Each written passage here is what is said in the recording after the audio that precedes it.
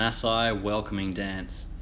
So this video on ankle movement for skiing is inspired by these cool dudes from Africa who welcome people with that jumping, springy dance, which is just amazing how much bounce they have in their muscular system. So to warm up, you're just going to make little squats focusing on flexing through the ankles. And I've changed the width of my stance a couple of times here from narrow to wide. I'd encourage you to stick more with narrow squats, as this is far more applicable to skiing. You can then start having a go at the Maasai welcome dance jump, trying to see how high you can spring off your feet using mostly your ankles, so you're not really using your hips or knees as much. So the difference between a wide stance and a narrow stance is pretty obvious. So you can see when I get in narrow, like the other guys, I get far more spring as I'm able to load up my ankle and foot in a more direct line. Again, more applicable to us skiing. Now, as a balance exercise, you're then going to work on a single leg hop, trying to balance right in the center of your foot with a narrow stance after hopping. So for me, one cue I use is to try and land with my nose right over the second toe. So in line with that, that'll help me balance really well. So then you're going to start varying the platform that you flex your ankles on. So here I've got a 10-degree board and I'm going to be flexing down through my ankles like a ski stance. And with the board sloping this way, you're actually going to emphasize less in the ankles, and it's going to work more your quadriceps and your hips. Whereas a board slanting the other way is actually going to increase how much you have to use your ankles. Now this would be more applicable to something like a mogul turn, or even the end of a turn where the ski tip would be flexing back up towards you.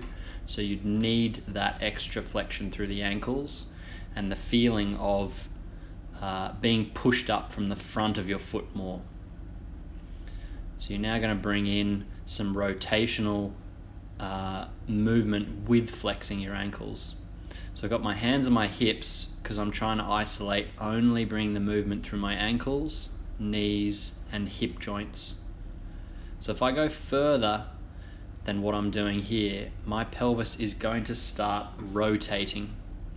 So I think I'd show that right here. So if I roll, there I go. So if I roll any further, the ability for me to separate my legs turning without my pelvis turning diminishes, and it all starts to go as one, only because that's how much rotation you have with that much flex in your ankles and knees. So it's really good to become aware of how much motion you've got using your ankles to drive some rotation through your legs before your pelvis rotates. Now notice, if you stand on a slant board sideways and you just let go when you flex your ankles, your knees and ankles will want to roll down the hill. So here, balancing on my uphill leg, if I've shifted my weight onto my uphill leg at the appropriate time and I start letting my ankle flex, the cool thing is with the slope down this way, you'll see my knee doesn't want to track inwards here, it wants to track straighter, even slightly out, which is exactly the way you want to go to initiate a turn. So you want to get comfortable with the fact of when you flex your ankles, being able to be aware of letting go through the inside half. So that will actually help drive a very efficient, smooth turn initiation. The slope should actually help you, rather than you trying to drive the start of a turn. You just balancing on your feet, letting your feet find the slope angle, like I am here as I flex, drives a rotation through my legs and starts a turn very efficiently.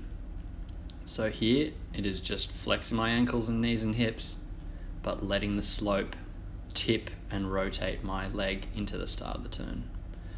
So practice it with one leg. It's exactly what I feel like when I initiate a turn. It's not much effort involved, it is actually more of a letting go feeling. So the downhill foot flexes and lets go and tips towards the little toe, purely because my body's trying to find balance over the whole foot. With the slope at an angle like this, it naturally wants to tip it. Now there's going to be a need for you to feel an effort with the ankles to get the skis to come on edge if you were to traverse or finish a turn.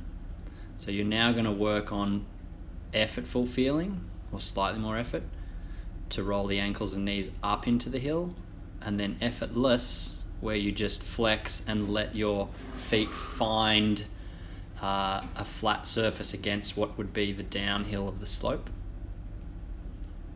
So this requires a bit of effort, and I feel that I actually have to put a lot more pressure towards my big toe, whereas when I just flex with the slope, my foot and my knees naturally want to roll down the hill to start a turn. So you're going to alternate between flexing and keeping the ankles and knees up the hill and then down the hill, engaging the edges, releasing the edges.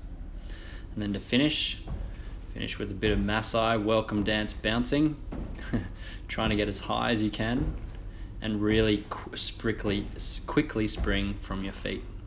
Hope you guys enjoyed that, and good luck putting it into your skiing.